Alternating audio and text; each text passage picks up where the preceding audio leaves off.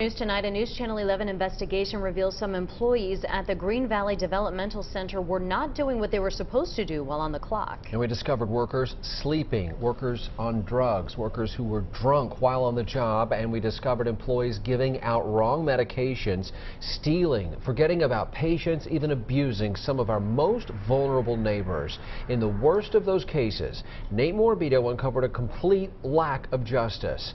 Now, after 5 months of exhaustive investigation, the district attorney has opened 2 criminal investigations in response to Nate's reporting.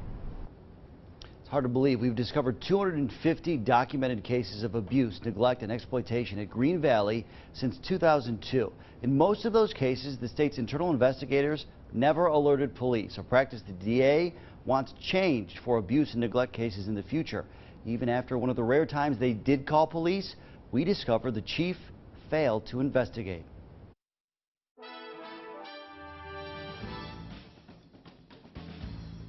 At just 60 pounds, with the brain of a child, you can legitimately count Denise Bragdon among the most fragile members of society. They told my parents she probably wouldn't live past 5 years old. Now 62, she wouldn't be here without Greene Valley Developmental Center. In a different way, the employees of Greene Valley love my sister as much as I love her as a brother. During her 41 years there, Brian Bragdon says his sister's caretakers never let her down. Trusted them entirely. Never had any doubt or any concerns with any of her care over the years.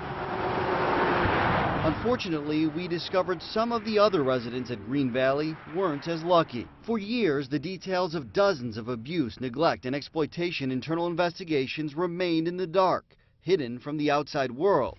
Of the more than 90 documented cases since 2009, our investigation found most started and ended inside Greene Valley. Like this 2013 case, when an employee failed to secure a patient, a man who eventually died after a fall. That was a very horrible situation that happened, and we wanted to make sure that it never happened again. The Department of Intellectual and Developmental Disabilities prides itself on its nationally recognized Protection from Harm program. It requires corrective action in every case and terminations or resignations in the worst cases. You can either ignore them or you can do something about them, and that is one of the things that we have been very stringent in doing. But after those internal investigations, the consequences only went so far. Some argue not far enough. According to data we reviewed, 20 employees at Greene Valley lost their jobs in the last 6 years. But we found out most of the time, despite DIDD's commitment on paper to work with local law enforcement, those workers never talked to police. And actions that might appear criminal never received even a quick glance by law enforcement. Staff pushed a man down the hall. Staff member hit a woman on the head after she stumbled, slapped a woman on her head, pushed a woman into a chair and said she hated her. I think people are going to say, why didn't DIDD call the police? So when we do suspect criminal activity, we do contact local law enforcement. Of 12 substantiated abuse cases since 2009, 9 of them physical abuse, DIDD only reached out to law enforcement twice. Cases where there were documented injuries. I just don't understand why you wouldn't file a police report if someone is physically abused and it's a confirmed internal investigation. When we have things happen, we do notify police. While the Tusculum Police Department, an agency made up of just 2 full-time officers, responded to both cases, they never resulted in criminal charges. After an employee reportedly slapped a resident in the face with this shoe in 2014, leaving a red mark, police opened an investigation. The woman resigned, never charged with a crime. And then there's this case, also from late 2014. It's on me. That was on me. Involving the reported shoving, dragging, and slapping of a woman, leaving a mark on her arm. Even more disturbing than the vivid details of this report It's terrible. is the fact the police chief says he forgot to investigate the heartbreaking allegations. That's all my fault. A woman was shoved against the wall, dragged by her feet down the hall, slapped on the rear end, a woman with intellectual disabilities, and you forgot to investigate it? I don't ever remember having a conversation to that extent. So maybe it got started but wasn't explained that way. A department log shows the chief responded to the abuse call and started a report, but never followed up. It went through the cracks. Have you ever had another case like that before, No. No. That's what bothers me the most. That's part of our job, is to watch after those people that can't take care of themselves. And in this instance, you failed. I did fail. Absolutely. If the people over there, if that poor victim could even understand you, what would you say to her? Oh, I definitely would apologize to her. I apologize to her family. In your mind, don't you think there's an injustice here? To the extent that the appropriate people did not get to look at these things at a contemporaneous time, yes. District Attorney Dan Armstrong says not only does the lack of investigation in that case bother him, There's a problem that needs to be fixed. so does the fact that he can't find proof of a single case of abuse that ever made it to his office. There are several cases that were not reported to law enforcement that should have been.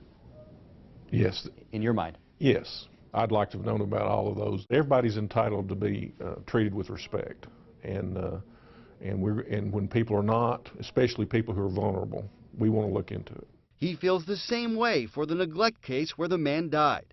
Our findings prompted his office to review a stack of recent Greene Valley cases and open 2 criminal investigations. I think there could be charges.